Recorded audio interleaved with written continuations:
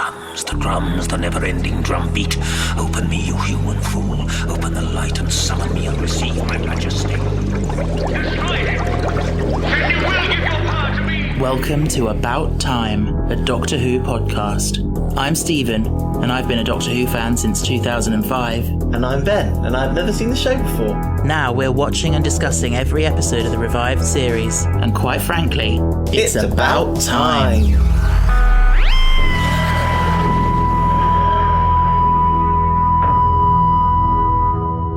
Chan, welcome to the podcast, though.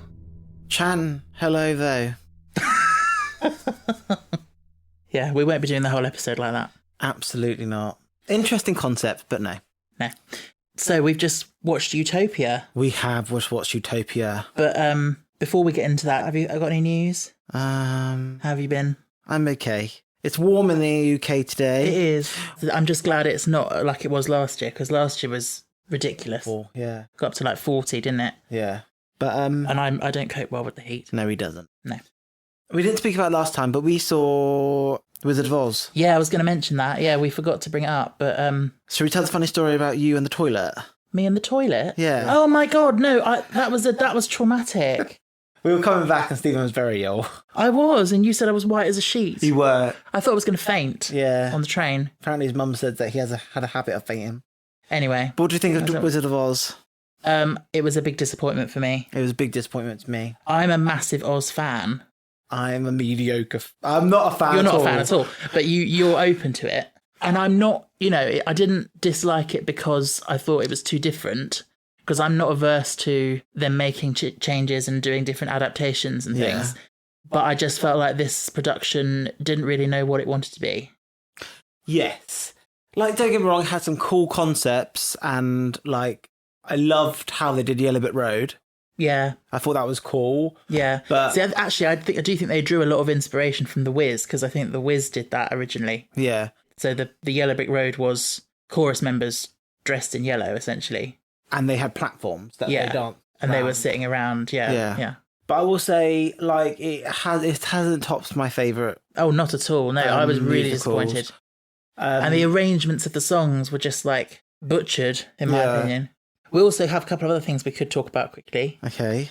Red, White and Royal Blue. Oh! Amazing.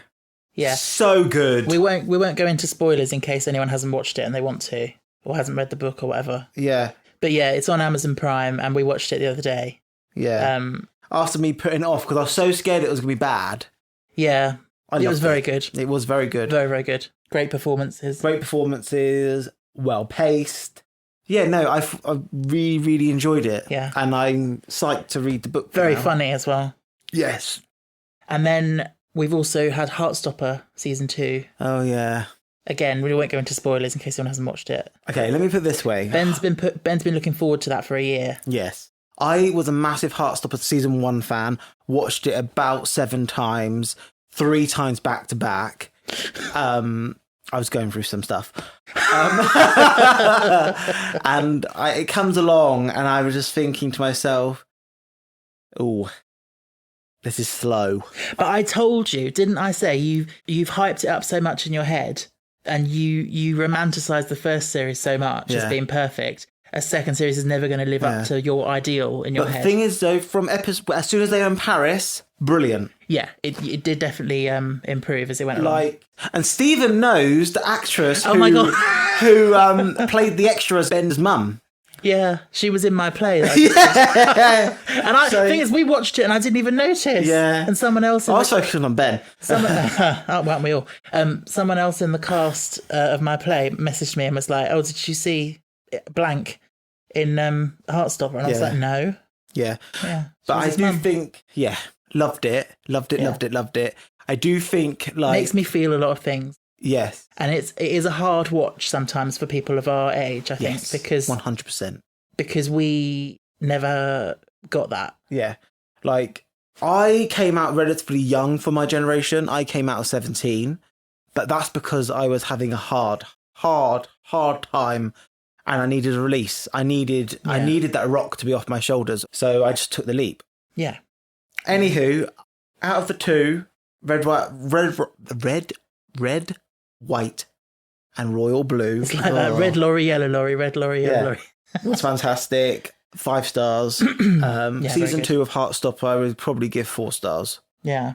Someone was talking to me about Red, White and Royal Blue because they've read the book. Yeah. They said they thought it would have been better adapted as a series rather than a film to go more into depth. 100%. Yeah. 100%. Like, this is the thing. It is proven now. Sorry, this is going on forever. But it's proven that books just adapt better into TV shows. Generally, yeah. Because they've got so much juicy content. Yeah. I mean, the time it takes to read a book and the time it takes to watch a film is like completely different. Yeah. So I'm reading Pride and Prejudice at the moment. Oh, yeah. And I can understand why they made a full-part TV series. Yeah. Because at the end of the day, there's a lot of information, and some of the information, a lot of it you can't cut because she's so straight to the point. But you know what it is, if you look at the history of like cinema, that's where the money is. Yeah. And like you go to the cinema and it's expected that you watch a film that's about 2 hours. Yeah. And TV just wasn't the same. Whereas nowadays with streaming and with all these Netflix and Amazon and stuff, it's viable and it makes money. Yeah. And it does suit it, this long form entertainment thing. So that's the reason why in the past, I guess, people have been like, oh, you take a novel and you chop it up and and there's nothing wrong with adapting a novel into a film. No. But with some novels, it really doesn't work. No, I do agree. Yeah. I do agree. Especially where, like, cute, fluffy romances. When I say cute, fluffy romances, I mean the characters come from a seaside town. She meets a person who works in a bookshop. Like, that type of fluffy, like, there might be a little bit of stakes, but there's not huge stakes, yeah? Where the Red, White, and Blue... I can't say it fast. Red, White, and Royal Blue... Yeah. Where it has very high stakes for both characters, and both characters are, like, very much scared and petrified, but are so deeply falling in love. Yeah. It felt like it did... maybe, I guess, if I really analysed it, I did feel like it was a bit insta-lovey. Yeah. So but maybe that's probably, stretching it out. Yeah, that's probably part of it, isn't it? Yeah, yeah. But anywho, this is not... Anywho, that's enough about what we've been watching. Yeah. Yeah, as we mentioned earlier, we've just watched Series 3 of Doctor Who, Episode 11, Utopia.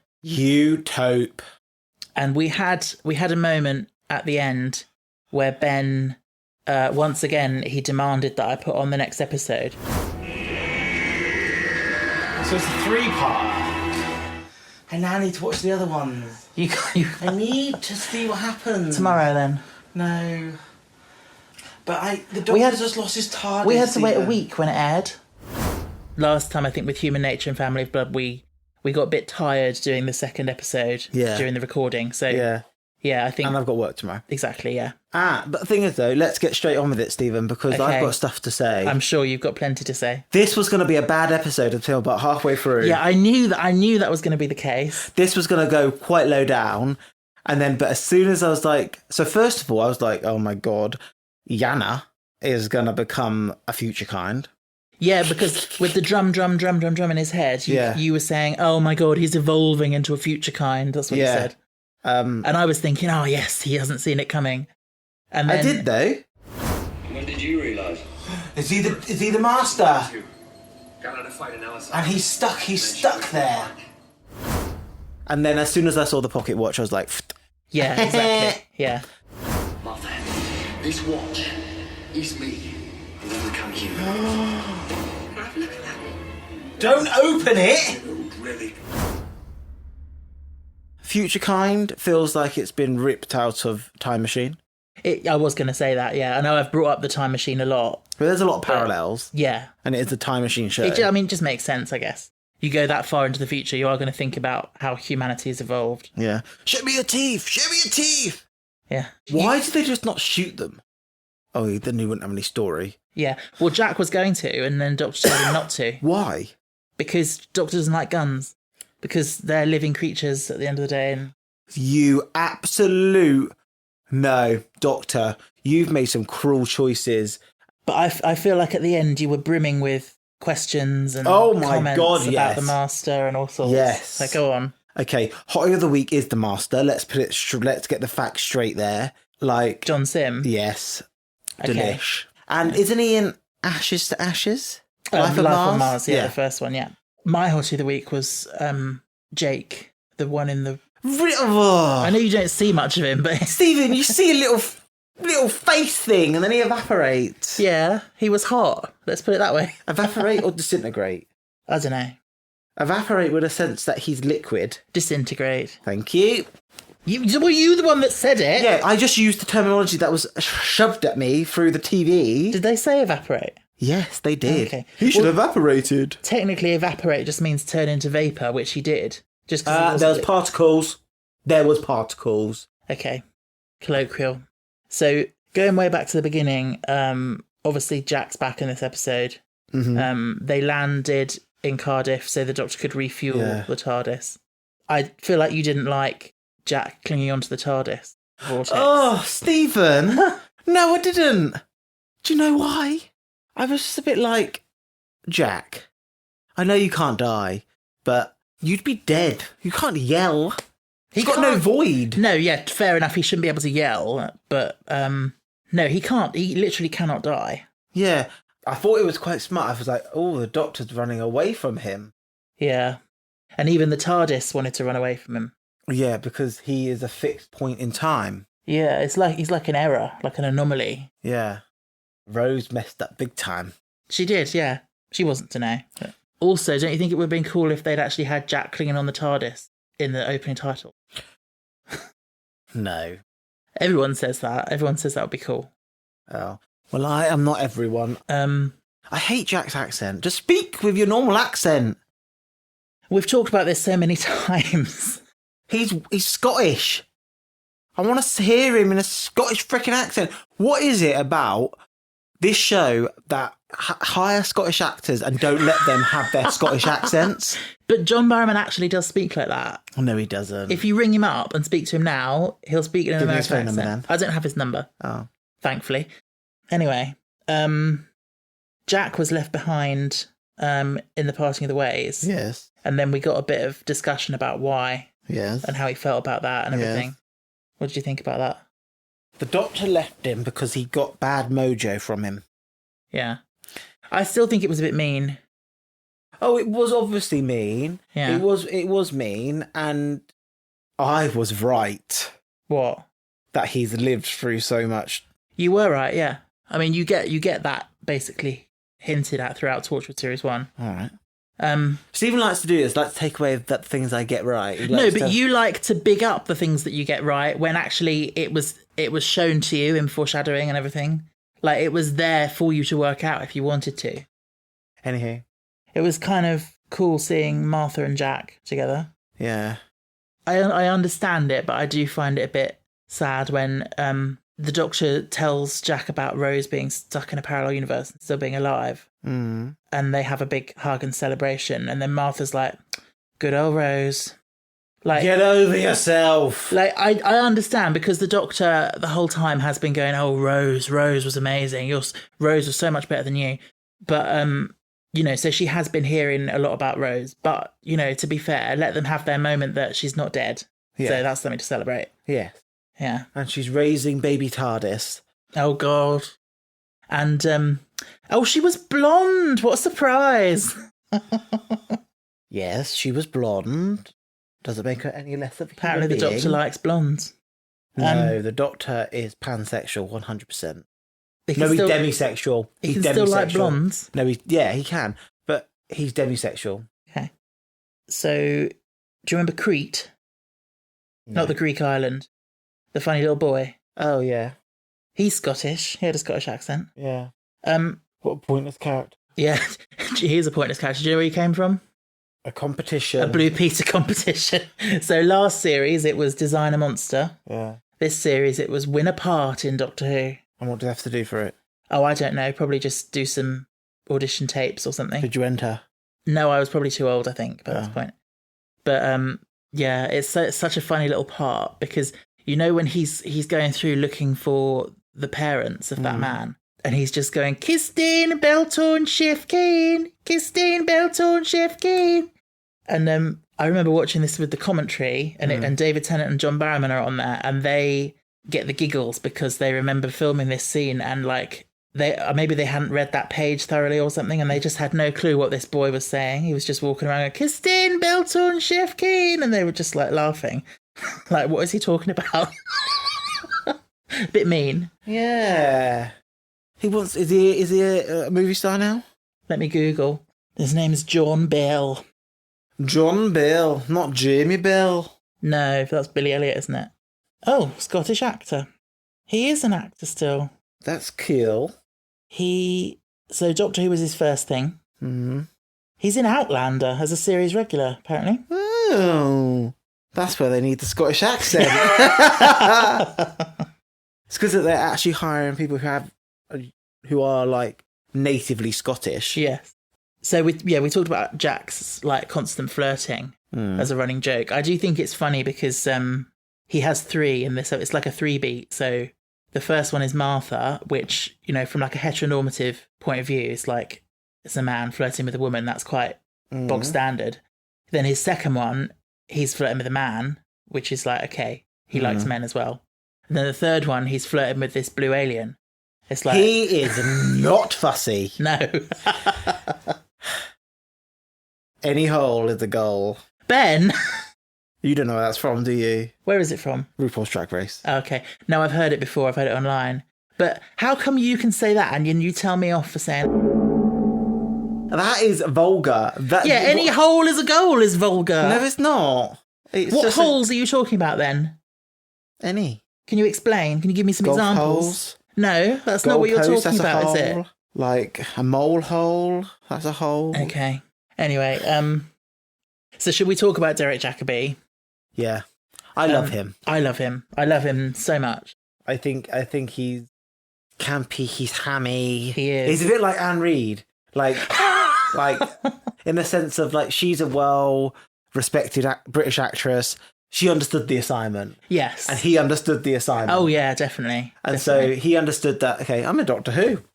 So the funny thing is, when I was whatever age I was, 14 or so, when this series was being filmed and I was a fan and I was on the forums and hearing all the gossip and stuff. Yes. They put out an announcement that Derek Jacobi was going to be in an episode. And I, at that age, hadn't heard of him. But we had a drama teacher. He was kind of like a student teacher. And he was talking to us one lesson, and he was telling us about some acting job he'd done. And he was saying, oh, and I got to work with this really famous actor called Derek Jacobi, and it was amazing. And I couldn't help myself. I just blurted out, oh, he's going to be in Doctor Who. And this guy looked at me and he went, oh, he's not doing Doctor Who, is he? Like it was like an absolute stain on his career. That annoys me. Do you know why? Why? People have bills to pay. Yeah, exactly. A friend of mine who does a lot of extra work for films and TV. And he was an extra in The King's Speech, which Derek Jacobi was in. And this guy, Ray, told me a story that he was chatting to Derek Jacobi on set and asked him, which do you prefer, like films or theatre? And apparently Derek Jacobi said, oh, theatre, darling. Theatre's my true love. Films pay the bills. Which, you know, it's quite an insight, really. Yeah. Makes sense. Like, films must pay a lot of money for quite quick work, really. Yeah. But it must be awful. That stopping and starting would drive me mental. On a film, there's a lot of waiting around because on set, like, a lot has to happen that's not the acting. Yeah. But yeah, Derek Jacobi is fabulous. Yeah. In this particularly as well, because he's got to play 2 very different characters, a bit like David Tennant in Human Nature. Yeah. And like I said, he's so like likable and sweet as Professor Yana. Yeah. But then that change when he becomes the Master, like he's on screen as the Master for 2 minutes or something? Yeah. And he's so impactful. Yeah. And I'm like, she stood by you, but then you just kill her. Yeah. I was like, good on you. He's merciless. What's her name? Chantho. What? That's her name? Yeah. Her name's broken into 2 parts. Yeah, so I'm assuming if you're of that species, say you're called Blib Blob, you'd have to say Blib, hello, Blob. It's like over and out, like... Yeah. Over? But no, he is good at the master. Like Yeah. his demeanor changes, his face changes. Yeah.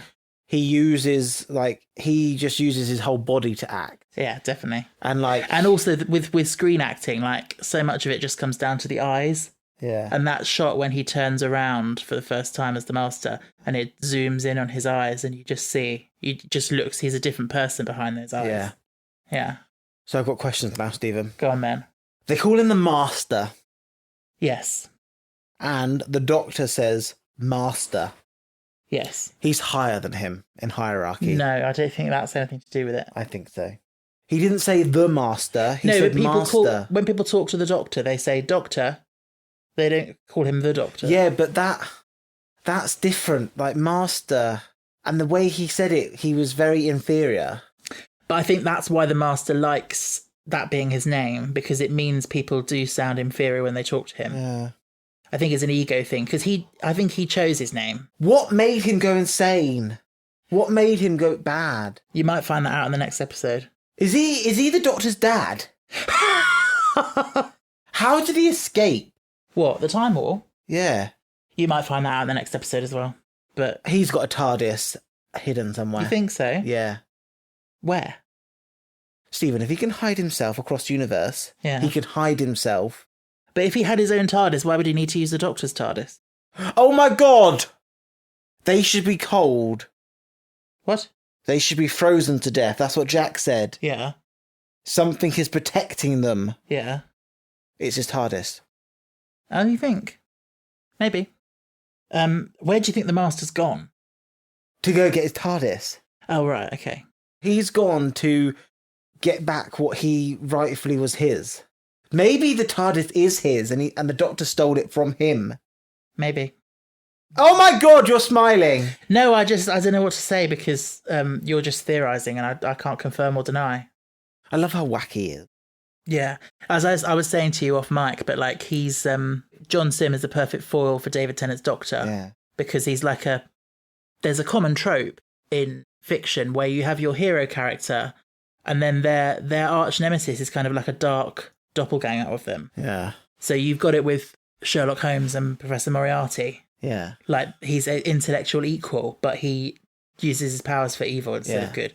And so it's the same with the Master and the Doctor. Do you not think he looks a bit like Christopher Eccleston? Maybe. Yeah. Maybe a little But bit. anywho, I think they can control there. Oh, They have some partial... because he said if the Doctor can be young and strong. Yeah. Yeah. I think there's some partial nudge that they can kind of push themselves in a direction that they need to be. It's like adapting, like survival of the fittest, like adapting, like evolution. It's like a form of like rapid evolution. So but is it always humanoid? Could they theoretically just change into, like, let's say Chando? All the Time Lords we've seen have been humanoid. So I think it's safe to assume that it's always going to be vaguely humanoid. Yeah. And, But remember in Series 1, when he was about to regenerate, he said, you don't know what you're going to get. And he was like, I might have 2 heads or no head. yeah. I mean, he might have been joking about that. Yeah.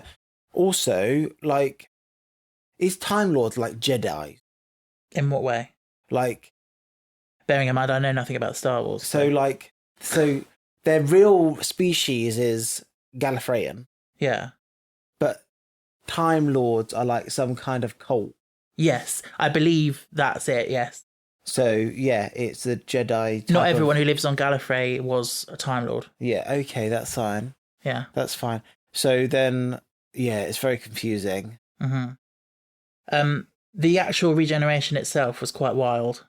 Yeah, it was very fast and abrupt. And, Very colourful. Yeah. And he screamed. Yeah. I feel... It's unhinged. Yeah. Why was he dressed like a Victorian butler? In story-wise, I don't know.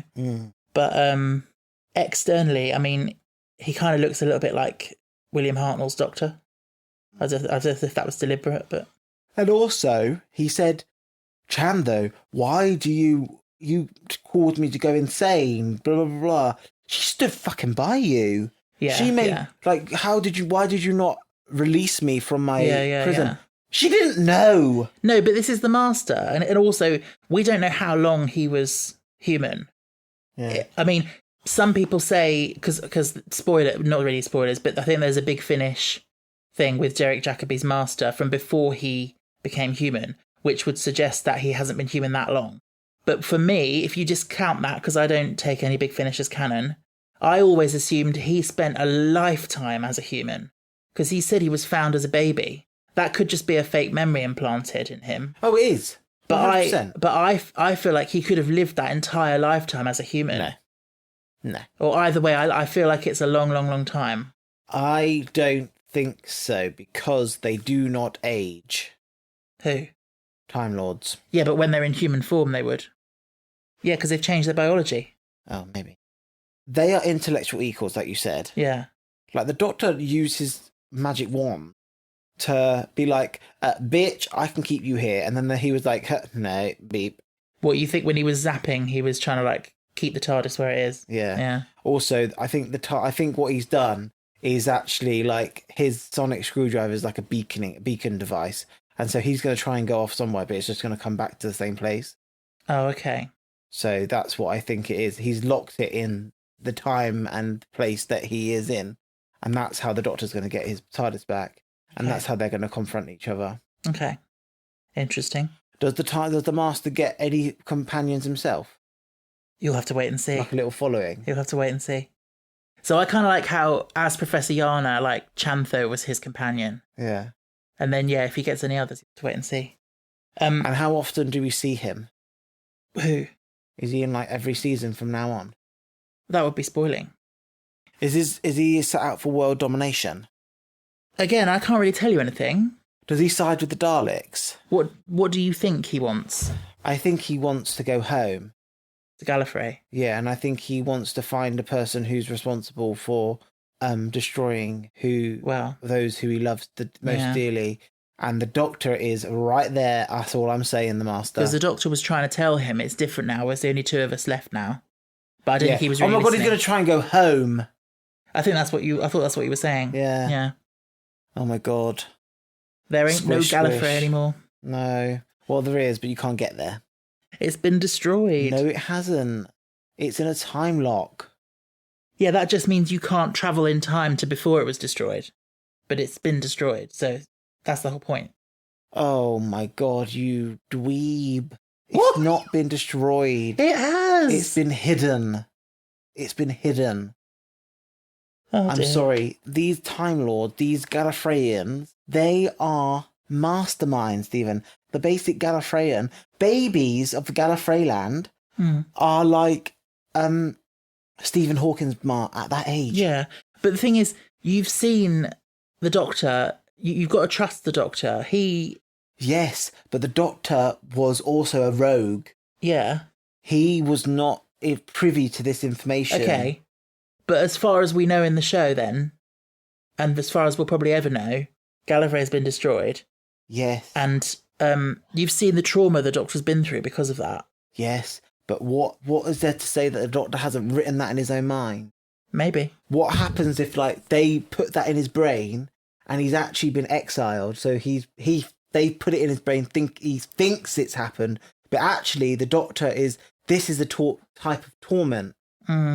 Going through this endless cycle of, like, pain. You say that, but, I mean, how happy do you think the Doctor would be if the Time Lords actually came back? 100%. Really? Because you saw how he was when Martha told him about the fob watch. He was angry and he was scared. They're angry people. Oh my God, maybe he's the anomaly. They were like... Maybe the Time Lords are all like the Master. They were all saying, oh, that's fantastic, isn't it? Time Lords are back, or a Time Lord is back. And the Doctor was like, yeah, fantastic, sure, depends which one. So, I mean, some of them are okay, some of them are not. Yeah, but he's an egotistical maniac, and he knew it was going to be the Master because he's resourceful. And with the Time War, the Time Lords got really ruthless towards the end. Anyway. Oh my God, bring back Susan, that's all I say. Bring back Susan. She could sort them all out with a massive slap. What did you think of the moment where Martha says, remember what the face of Bo said, his dying words? and then you are Ugh. not alone, and then it reveals that it spells out Yana. Bit twee. I love it. I know it's twee, but I love it. Yeah. It's a bit JK. Is it? Yeah, she loves doing things like that. Like wordplay. Yeah. Yeah. Another pound in the jar, I am aware. Yes. No, I know it's twee, but it is, in terms of like the seismic shift of that twist, like it's just another moment of like, oh my God, it all makes sense. Like I remember watching this when it aired and I Screamed. Well, I was on the edge of my seat screaming because I knew who the Master was because I'd been a Doctor Who fan for 2 and a bit years at that point, nearly 3 years. And I had done my research, so I knew about the Master. And I'd heard vague rumours that he might be coming back. But then people were saying that in Series 1 and Series 2, and then he never showed up. Yeah. So finally, he showed up in Series 3. And Maybe the Master's the king. Of? The Time Lord. No. He's another renegade like the Doctor. He's another rogue Time Lord. He's just power hungry. The Doctor likes to go around and fix things. He likes to go around and break things. Yeah. And Martha, do you remember in Human Nature, I found that scene funny where she's trying to test Jenny with the tea. She's like trying to find out if Jenny's really herself or not. Yeah. And she's not very good at keeping her cool. Yeah. In that. It's another example in this episode. Once she realises about the watch, she's so bad at hiding her feelings. And she's like, do you know what? Everything's fine here. I'm going to go and see if the Doctor needs me. Yeah, but he said you could have a look at it. So why did you not take it and show the Doctor? Yeah. Well, story, isn't it? Stakes. Yeah. But then it's that moment. It's that moment when it just looks like any old fob watch, but then she turns it over and it's got all those markings on it, the same as the other one. Do you know, have you seen those markings before? They're sort of circular. That is basically Gallifreyan. No, it's Gallifreyan writing. Circles. Yeah, that's their text. And it doesn't translate. The TARDIS doesn't translate it because it's Gallifreyan, so I guess the TARDIS thinks it doesn't need to translate it. So the Doctor can read it. Yeah. I think it was designed for the first series with Christopher Eccleston for like something to be on the monitor on the screen in the TARDIS.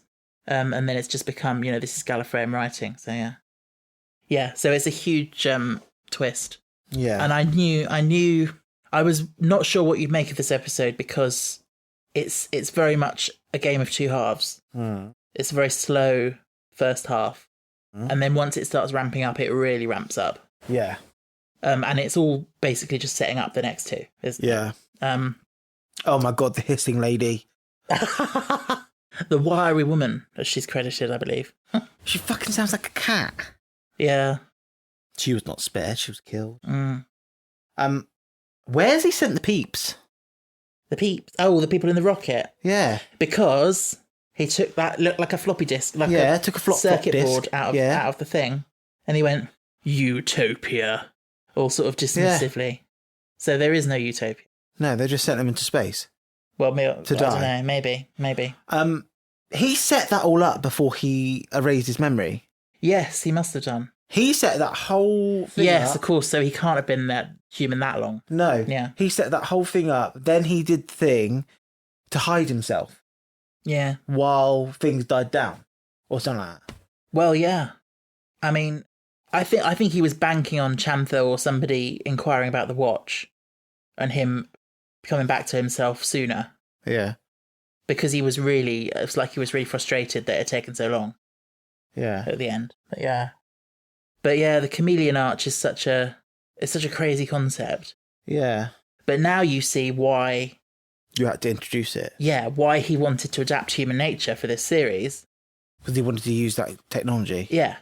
But it just so happens that Human Nature is, like my favourite one ever, and definitely a really good one in this series. Yeah. Anyway, talking of that, shall we put it on our list? Yes. I think it's gearing up to be quite a good finale. Yeah. What's the next episode called? It's called The Sound of Drums. Oh, dear Lord. You say that about every title. Well, that could have been this episode's name. Yeah, I suppose so. So Russell wrote this finale? Yeah, all 3 parts, yeah. So I'm going to put it just above Father's Day. Oh, okay. Okay, that's a cool place for it. So it's number 11 at the moment for you. Okay. Because it's good. It is good. A bit slow. That's the thing. I think you've got to judge it. You can't, if you're judging it purely on the final 15 minutes, then it probably go pretty high. way high. But it's an episode. But you've got to judge the whole episode, yeah. And I think like he knew that he needed a slow beginning to make the twist and the finale feel stronger. Yeah. So yeah, I think that's a fair place for me. Yeah, I think I have similar views, really. I think I really enjoy this whole episode. So it's fairly high. I think I'm going to put it just under Dalek and just above Smith and Jones. So that puts it number 9 for me currently. It is good, and that gives me goosebumps. That twist every single time, even though I know it's coming. Goosebumps. It's the way it all comes together. The performances, particularly Derek Jacobi, and then the music as well, like when he's sort of realizing and starting to look at the watch and stuff, and there's this track called The Future Kind, with all the like electric guitars and synths, like and that is so like energetic and like gets your heart pumping. Did you notice something Martha said once the Master regenerated and started talking to them? Did you notice the thing she said when she was trying to hold the door closed? Stop him. She said, "Oh God, I know that voice," or "Hold on, I know that voice." She did. How does she know that voice? Wow. Perhaps we'll have to find out. Interesting. Dun dun dun dee dee dee dee dee doo. You're going to be thinking about that all night now, aren't you? I'm stumped. Yeah. So yeah, our first 3-part finale. Yeah. That's the other thing, because he's established this pattern of 2-part finales, and you know this is episode 11, you don't expect it to be that significant. Yes. You think it's just going to be a one-off, like, weird episode. Exactly what I thought it was going to be. Yeah. And then you realise, and then I'm like, yeah. OMG. Yeah. I will say, okay, I'm going to put something out there, Stephen. Yeah. By far the best season of Doctor Who I've ever watched. Yeah, I told you it was a good series. Like, Series 2 was like, meh. Yeah. Series 1 was like, meh. This is good. Series 1 was good. Series 2 was less good, in my opinion. I think Series 2 is Russell's worst. Yeah. Series 3 is very good. Yeah. What I feel like is like, I don't know if you've noticed it, but I feel like they're less relying on CGI. Yeah. And that, for me, they do use the scenery CGI, but like, there's less CGI on like aliens. It's more makeup nowadays in these episodes, which enriches the viewing experience. Yeah. I guess with Series 1, like, is Martha going to die? Make your predictions now. I think it's going to be like Rose. I think she's going to get near death. She's going to be saved, but she's not going to be quite the same as she was before. So when she drops back, she is Martha, but she's not Martha. Not the Martha we once knew. Yeah. Oh, by the way, listeners, I'm reading the original novel of Human Nature at the moment. Who made you buy that? You. Yes. Because you said you wanted to read it. Yeah, I do actually. And then, yeah, so after I finished it, you can have it. I will warn you, it's very different to the TV version, but it's good. I like it. The TV version's been Russified. Yeah, and obviously just streamlined to make work in a TV version. Anywho, that's Utopia. That is Utopia. We'll be back next week with the sound of drums. Did you hear the beat that the drums in his head was doing? It sounded like tribal drums. Yeah, but did you hear the actual rhythm? No. Well, I've heard the drums. Not musical, though. It's 4 notes. It's 4 beats. It's da-da-da-dum, da-da-da-dum, da-da-da-dum. Remind you of anything? 2 hearts beat. Oh my God! How did you get that? That wasn't what I was going for. I was going to say it reminds you of the Doctor Who theme. Da-da-da-dum, da-da-da-dum, da-da-da-dum, dum-dum, da-da-da-da-dum. Oh. But actually the whole thing of the 2 hearts is a very good idea as well. That won't be paid off for you for ages, but well done. Okay. Thank you for listening. We'll see you next week, or you'll hear us anyway. You can find us on all our links in the link tree. And until next time, Chan, stay fantastic, though. Chan, bye, though. Bye. That was rude. Like swearing.